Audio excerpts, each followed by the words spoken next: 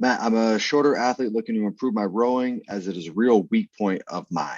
I'm comfortable with long consecutive rows, but anything 500 meters plus at a sub 1 to 2K pace. I seem to struggle to keep my splits in the target pace towards the final sets. You said that you had to work on your rower yourself in the early days of competing. Could you give me any advice to become more powerful over 1 to 2K distances? I've started doing additional time on the rower in addition to what's in the program. So hopefully the right track. Thanks. So a couple things, one, it's tough to diagnose it without seeing actually how you're pacing, seeing your technique, any of that stuff. But there's some common themes here that I think a lot of people fall into the trap of. So most likely, the most common thing I see is people row the damper up way too high. It's when you're doing a shorter interval, let's just call anything under 500 shorter. Pulling for myself, pulling a 500 when I have the damper on 8, I'm able to keep my stroke rate way down. I'm able to feel super powerful. Every pull, I'm being very efficient with it because when the damper's up high, that fan is going to really slow down. So when I go in to catch it, boom, that sprocket's already slowed down enough that right as I start pulling, there's no gap. It's like the chain is catching on the sprocket immediately, and I'm applying force into the fan. The problem with this is most people's muscle endurance can't keep up with the power output. So when you're pulling on a higher damper, it's much more reliant on power output and much more fatiguing when it comes to muscle endurance. So anything short distance where muscle endurance isn't becoming a factor, it's great. You're getting more meters per pull. You're pulling less strokes per minute. It's fantastic.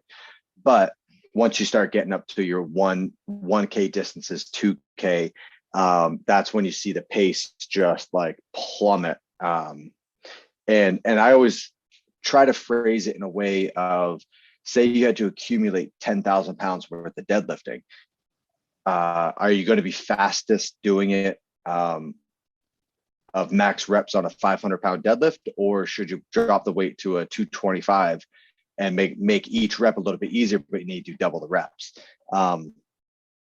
So kind of look at it like that. It's obviously not that big of an extreme, but it's similar. So for myself, like doing a 2K time trial, I have the damper like high 4s, low 5s. And in the beginning, I'm trying to think, like, it's tough to get used to the stimulus because you're going to be pulling probably a little bit faster. You're going to feel like you can handle more resistance on the damper. But it's not in that first 500, that first 1,000 that we're concerned at. We're looking at the second, like the back half of the workout, trying to stay consistent and not just burning out. So I'm willing to bet the most common thing is people just rowing too high of a damper. And if you are rowing up on a 7 or 8 damper and immediately drop it down to a 4 or a 5, it's not going to feel good. It's not going to feel good the first time you do it. It's probably not going to feel good the second time. It's a whole new stimulus. I know for myself, I would do training cycles where I train all the time up on a big heavy damper. And then my first day dropping back down to a 5, I felt like I had no motor. It took a while. It took a while to get used to the new stimulus, but I'm willing to bet that's it. Then you can look at just your efficiency, just your stroke technique, and making sure that your order of operation is correct. So making sure that, you're staying hinged over, that your chest is staying over your hips, you're fully extending your legs, then extending your hips, and then following through with your arm. Really good drill for this is take like a PVC roller or a foam roller. When you're sitting on the rower, your feet are in the straps, and then put the roller underneath your knees and then push your knees down. So extend your legs back so that the rowers pinch between the metal rail and your knees. So your knees will have a bit of a bend in them. This is the position that you want when you're fully extended.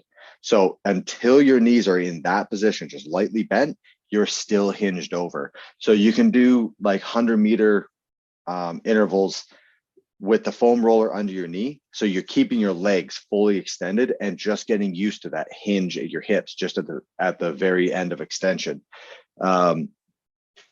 Because another very easy common mistake with rowing is in the catch position, the first thing that happens is throw your shoulders back and then extend your legs. As you're rowing, think about trying to uncoil as much as you can. So like, it's not just boom, shooting your shoulders back and then extending your legs. You're trying to uncoil and make yourself as long as possible. So throwing that roller under your knees can help, create that muscle memory. And the last thing to work on efficiency is put the damper down on one, and then put like a hoodie or a board. You can just slide a box up next to the side of your fan, and it'll stop the monitor from working correctly. It won't give you a split time or anything, but it takes the damper from a 1 down to a 0. Like that fan will not slow down because there's no new air coming in. And what this will help with is the efficiency of catching the chain. And what I mean by this is like you ever go down a hill on your bike, and you're not pedaling, and then when you get to the bottom of the hill, you start pedaling, you're not catching anything. So you have to speed up your chain until it's going to the same speed as the back sprocket, and then you start applying force. Well, that's what happens a lot of times on the rower, is that fan's already whipping. When you recoil, your speed off the start of the catch isn't fast enough, and you're wasting like 8 to 12 inches before the chain speed catches up to the sprocket speed. And so if you block the fan, it's going to keep that fan spinning at its max speed for a lot longer. So what it's going to force you to do is right off the catch, get up to speed right away. So and this is like, you're doing like 100 meters at a time. And it's for quality, not intensity. But between those two drills, the first one is going to get you efficient at your body positioning so that you're going through the order of operation at the correct time. And then the other one is going to make you more efficient with catching the chain, so that, say, your total stroke is 36 inches, where right now you're likely wasting the first, 6, 12, 18 inches. This is just going to make sure that your entire stroke is being used and contributing to spinning that fan. Sorry, that was a long-winded answer. Yeah, Matt, you guys also know that in tips or resources, Matt has a video of the foam roller rowing technique. So make sure you check those out, because that one's in there and it's super helpful. Great. Next question.